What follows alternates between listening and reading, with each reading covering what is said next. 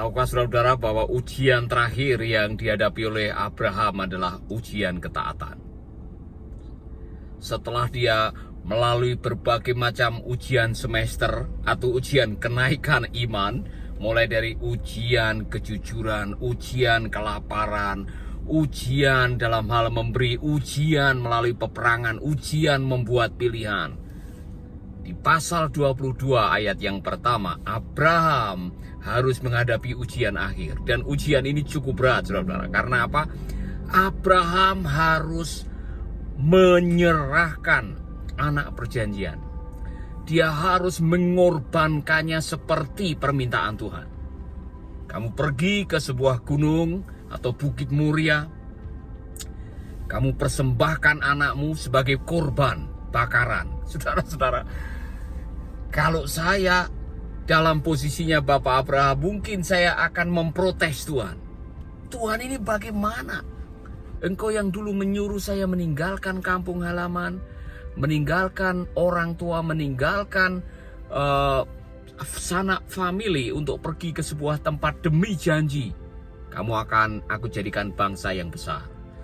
Keturunanmu akan seperti pasir di laut dan bintang di langit sana.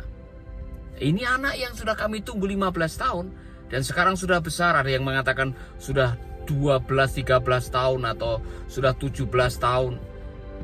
Kok diminta untuk dipersembahkan? Lalu nanti bagaimana penggenapan janji itu? Kalau saya dalam posisinya Abraham, saya pasti akan protes, saudara-saudara. Mungkin Abraham juga akan mempertanyakan kembali, Tuhan, ini kalau berjanji bagaimana? Sudah nunggunya lama, setelah ditunggu mau dibatalkan. Kalau saya korbankan ini anak namanya Ishak, lalu nanti bagaimana keturunan yang besar menjadi bangsa yang besar itu bagaimana? Janji Tuhan nanti bagaimana? Itu kalau saya posisinya sebagai Abraham, tapi Abraham tidak seperti saya. Abraham adalah orang yang luar biasa, saudara-saudara. Dia tidak mengajukan pertanyaan sama sekali. Dia tidak mendebat Tuhan, tidak memprotes, tidak meragukan. Besok paginya Abraham langsung membelah kayu, mengajak dua bujangnya, mengajak Ishak anaknya, pergi berjalan 3 hari ke Gunung Muria. Di tengah jalan, anaknya tanya, ini kayu sudah ada, api sudah ada, mana binatang persembahannya? Abraham mengucapkan kalimat iman yang saya kagum sekali. Nanti Allah akan menyediakan. Dan apa yang diucapkan menjadi kenyataan. Saudara-saudara, ketika Abraham sudah menyiapkan segalanya, dia mengikat anaknya yang bernama Ishak, taruh di atas altar, dia ambil pisau. Pada waktu dia mau menyembelih atau membunuh anaknya, tiba-tiba malaikat berkata, jangan sentuh Ishak anakmu. Allah sudah menyediakan ada domba yang tersangkut semak-semak yang akan menjadi ganti anakmu. Saudara-saudara, membaca kisah ini, saya betul-betul belajar dan saya betul-betul kagum. Maka saya tidak heran kalau nama Abraham disebutkan 72 kali minimal di dalam perjanjian baru. Dan sekali lagi namanya diulang-ulang karena imannya Allah memperhitungkannya sebagai kebenaran. Saudara-saudara, ujian terakhir yang berat dalam hidup ini adalah ujian kesetiaan. Dalam terjemahan sehari-hari dikatakan Abraham harus menghadapi ujian kesetiaan. Nah, rupanya disinilah puncak ujian atau ujian akhir Abraham ini betul-betul menjadi ujian penentu. Saudara-saudara, ujian-ujian sebelumnya yang terjadi di pasal 12 sampai pasal 21 adalah ujian kenaikan tingkat. Tetapi ujian pasal 22 adalah ujian kelulusan setia. Nah, setia itu dalam bahasa Inggris adalah faithfulness.